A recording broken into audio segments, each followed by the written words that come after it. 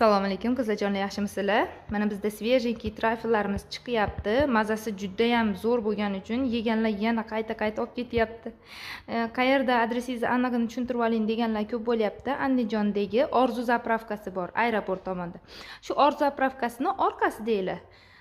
Kelsanglar, o'zi telefon qilsanglar ham aniqini tushuntirib beraman, lekin Orzu zapravkasining oldidan ko'rinadi. Svejin trayfellarimiz, Napoleon, yana bugun yangilik donatlar chiqardik. Svejiy donatlarimiz ham chiqdi. Bular keks, qovurilgan donat emas. Bu kekslarni shunaqa shaklda chiqaryapmiz.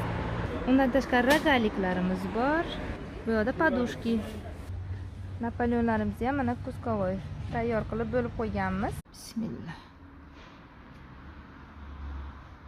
Bismillah.